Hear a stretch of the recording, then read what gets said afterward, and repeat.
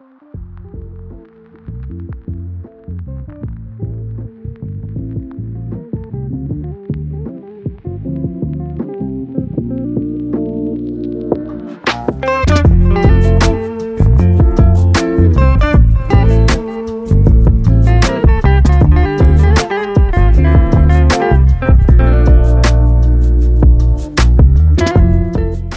guys, and welcome back to my channel for another plan with me. This time we're planning for the month of February on my monthly spread and my Hobonichi cousin. So if you watched my January plan with me, I do believe that we got back into my A6 and did all of my planning in there and everything, but we are not going to touch on that one today because that journal is just still a work in progress. But really quickly, I'm just going to flip you guys through what I've done in January so far. I filmed this a few days ago from when I'm doing the voiceover, so I have kind of discovered some new things and kind of figured out a good layout for me, and it's this layout with the today bar on the side and then my task list below it, and then just journaling using the rest of the space. So I've really liked that. I think I'm going to stick with that for a while. But yeah, today's the 29th when I'm filming this, so I just have a couple of other weeks done. And then one thing for this last week, or I guess first week of February, I'm getting rid of that bar on the bottom with the level tracker. I decided to just put a piece of washi tape there and then plan out my meals for the week since I get Blue Apron, so I'll plan out what days I have enough time to cook and what days I'll have leftovers. So yeah, I have changed that up as well. But just jumping right into the plan with me for the month, I am using a kit again, and I have it linked below in the description. I believe it's Plan for Happy from Etsy, but I'll have the exact kit linked in the description. I don't believe that this was like a specific monthly kit. I think it was just kind of a generic one because it printed with that sheet that has all of the months of the year on it. So there's no theme or anything to it. And then just so you know, it is a printable kit. There's no physical item that they send to you. So I cut this on my Silhouette and used those files. I do believe they also have Cricut files as well if you have that machine. But otherwise they do have a PDF as well. It would be a little bit hard to cut out the stickers by hand, but it's really nice to have a bunch of kits saved with printable stickers, because I do really enjoy using my Silhouette, but right now I'm not using it for anything shop related, so it's been really fun to have an excuse to pull it out. But anyways, I think that I overdid it a little bit with the decorations. I don't use my monthly spread a ton. I definitely think that I like it better than my January spread, but I think there are a couple reasons why I think that. So I changed up my pen this month. In the middle-ish of the month, kind of towards the end of the month, I started using the Uni Jetstream. And I'm actually looking to see if I can get refills in a different color because I love it so much in the Hobonichi. Plan to Create actually was the one that got me into looking into the Uni Jetstream ink in a Hobonichi, and it just dries so quickly. You could literally write a word and then grab a Tombow and just highlight over it right away, which is unheard of in a Hobonichi with the Tomo River paper. So I've been really enjoying using that pen, and my spreads just look a lot cleaner because I'm not worrying about my fountain pen or my Sharpie needlepoint pen bleeding anywhere. So that's been really nice. I just think that in terms of the color, that in terms of not having sponges all over the place kind of aids in the cleanliness of the spread. But I think I just overdid it with the stickers. I like the stickers on the bottom and on the side, and in my bullet journal I used to not include the extra days that weren't actually included in the month, and obviously in the Hobonichi they do include them kind of grayed out. So I end up going over them and covering them with a bunch of different boxes, and I think that is where I kind of went wrong. I don't know how I would want to utilize that space in a different way, but we have it for this month and that's fine with me. So we're stuck with it as well because the sticker paper that I use is permanent. But it's it is what it is. I don't hate it. It's just something that I don't really refer back to a ton anyway, so it's kind of a spread that, for lack of better words, I don't really care about. But it is really fun to set it up. I do like using my color key to be able to see when different appointments are happening. I actually have some more appointments to add because I just got some more. I like putting my work schedule on here so I know if it's a day. I know it's a day where I can see when it's a day where I'm super busy. So like, I don't know. On the 11th, I have a quiz or an exam, but I also can go in. I haven't put in my work schedule for, we get our work schedule like 2 weeks in advance.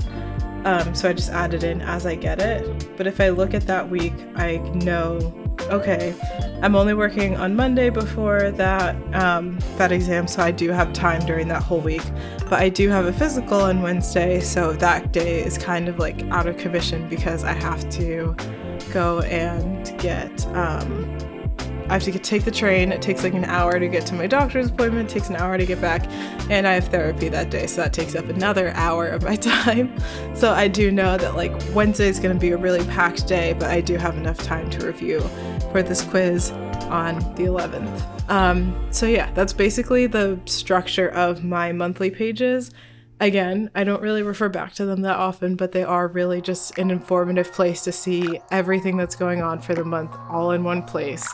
Color-coded using my color key, just to see everything that's going on all at once because there are a lot of different things going on. The one thing that I have never put on my monthly calendar before, though, is content. I just don't prioritize content over anything else. Actually, there are probably way more posts and videos that I've just completely scrapped than you would ever like expect or guess. But yeah, I do scrap a lot of content, so I don't tend to put my content on my monthly calendar just because there's a pretty good chance that it'll end up being canceled anyway. I do try to post one thing on one platform every single day, so 2 YouTube videos a week, 4 Instagram posts a week across my 2 accounts, and then 1 blog post, so covering all 7 days. But this month I'm trying something a little bit different with my content. So there's 1 week where I'm filming a weekly blog and 1 morning where I'm filming my morning routine. So those days I just put on here to kind of make a mental note of, okay, I need to remember that I'm filming this week or I'm filming this morning. What do I need to do the night before? What do I need to do that week just to make sure that everything goes really, really smoothly and everything like that. But yeah, right now I am just going through and looking at my calendar. I time block on iCal. So we have iCloud, and I have like 5 different iCloud calendars, all in different colors. So I have like 1 for work, 1 for school, 1 for nerdy artist stuff, 1 for personal stuff, and 1 for something else that I can't remember. I know I have 5 of them. But yeah, I use those different calendars to kind of go with my color key and everything, and I can actually share my work calendar with my parents, which is really nice, so I don't have to tell them every week when I'm working. But yeah, I'm just looking at that and just going through and seeing when the important dates are. So I have a midterm this day, or I have, I don't know, a quiz, or I have a meeting for study abroad, the dentist, different appointments, all that kind of stuff. So yeah, there's a lot going on there. And then even on my weekly spreads, I do time block out the things that I consider quote unquote permanent things. So like class and work. Let me look actually at my current weekly because I can't even remember. I put on class, work, appointments, so like I get a COVID test every other week. I do put my streams on there. Streams definitely are like the least permanent things on my weekly spread. I would definitely say that those are the things that kind of like tend to disappear. But I do put those on there just to mark out the time because it reminds me that like, okay, I have class from 4 to 6 and then I'm streaming at 7, so that's a day that I won't have time to cook. I don't really like starting later than 7 o'clock at night, but that's just like a personal preference kind of thing. But yeah, I know like that night, that's gonna be a night where I have leftovers, that's fine. Or I have class from 2 to 4 that day, and then I don't stream until 7, so that's a day where I have those 3 hours. I have plenty of time to cook dinner that night, so that's how I plan that. And what else? I feel like, I don't know. I feel like everyone uses their Hobonichi so differently, and I feel like next month I'm going to just kind of take note of the number of stickers that I use. I definitely think that bottom bar where it turns into March and those boxes are grayed out, I want a way to utilize them, and I kind of covered them up in stickers, I mean, in January.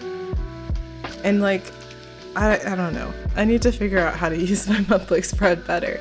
But I am very happy with how my dailies and my weeklies are going, and I do have a journaling vlog coming up, so you guys will get to see exactly how I use my dailies every single day.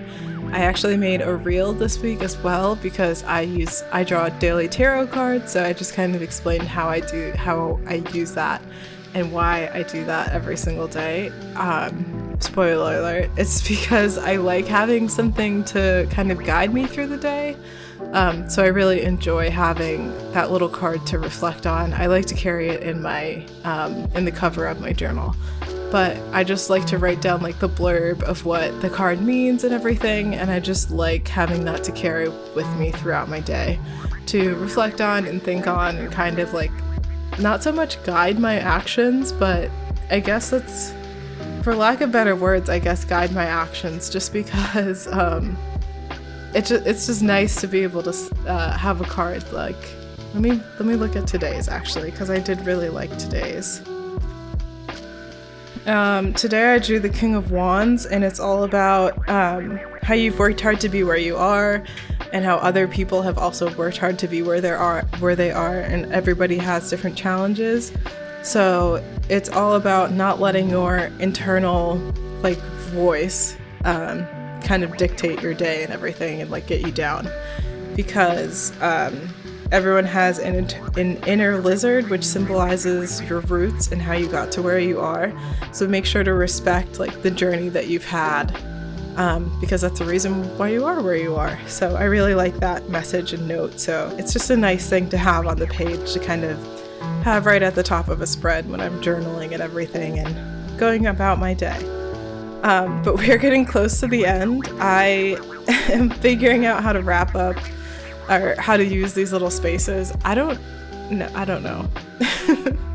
I don't even think that, I don't know. I guess I should go through and just kind of fill in all these boxes and everything, maybe with goals, maybe with priorities. But again, it's not a spread that I refer back to a ton at the moment. I didn't even put like a this month tab or anything so that I can refer back, like flip back to it easily. So I guess we'll just see how this goes. But thank you so much for watching. I hope that you had a fantastic January, and I hope that your February is great as well. Thank you again for watching, and I will see you next time. Bye!